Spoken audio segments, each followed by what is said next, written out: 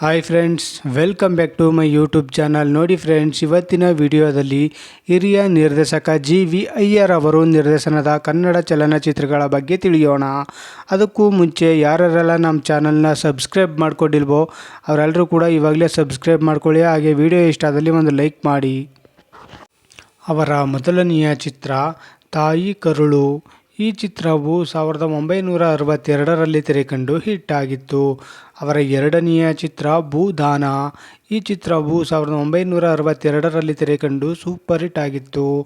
ಅವರ ಮೂರನೆಯ ಚಿತ್ರ ಲಾಯರ್ ಮಗಳು. ಈ ಚಿತ್ರವು 1963ರಲ್ಲಿ ತೆರೆಕಂಡು ಆವರೇಜ್ ಆಗಿತ್ತು.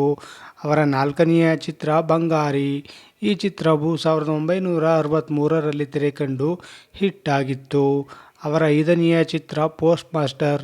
ಈ ಚಿತ್ರವು 1964ರಲ್ಲಿ ತೆರೆಕಂಡು ಹಿಟ್ ಆಗಿತ್ತು. ಅವರ ಆರನೆಯ ಚಿತ್ರ ಕಿಲಾಡಿ ರಂಗ. ಈ ಚಿತ್ರವು 1966ರಲ್ಲಿ ತೆರೆಕಂಡು ಸೂಪರ್ ಹಿಟ್ ಆಗಿತ್ತು. ಅವರ ಏಳನೆಯ ಚಿತ್ರ ರಾಜಶೇಖರ.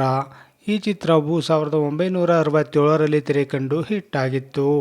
ಅವರ ಎಂಟನೆಯ ಚಿತ್ರ ಮೈಸೂರು ಟಾಂಗಾ. ಈ ಚಿತ್ರವು 1968ರಲ್ಲಿ ತೆರೆಕಂಡು ಹಿಟ್ ಆಗಿತ್ತು. ಅವರ ಒಂಬತ್ತನೆಯ ಚಿತ್ರ ಚೌಕದ ದೀಪ. ಈ ಚಿತ್ರವು 1969ರಲ್ಲಿ ತೆರೆಕಂಡು ಹಿಟ್ ಆಗಿತ್ತು. ಅವರ ಹತ್ತನೆಯ ಚಿತ್ರ ಹಂಸಗೀತೆ. ಈ ಚಿತ್ರವು 1975ರಲ್ಲಿ ತೆರೆಕಂಡು ಸೂಪರ್ ಹಿಟ್ ಆಗಿತ್ತು. ಅವರ ಹನ್ನೊಂದನೆಯ ಚಿತ್ರ ಕುದುರೆ ಮೊಟ್ಟೆ.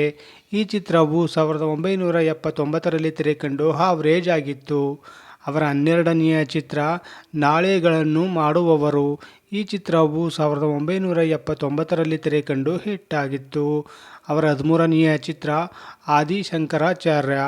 ಈ ಚಿತ್ರವು 1983ರಲ್ಲಿ ತೆರೆಕಂಡು ಹಿಟ್ ಆಗಿತ್ತು. ಅವರ ಹದಿನಾಲ್ಕನೆಯ ಚಿತ್ರ ಮಧ್ವಾಚಾರ್ಯ. ಈ ಚಿತ್ರವು 1986ರಲ್ಲಿ ತೆರೆಕಂಡು ಹಿಟ್ ಆಗಿತ್ತು. ಅವರ ಹದಿನೈದನೆಯ ಚಿತ್ರ ಭಗವದ್ಗೀತೆ. ಈ ಚಿತ್ರವು 1993ರಲ್ಲಿ ತೆರೆಕಂಡು ಹಿಟ್ ಆಗಿತ್ತು.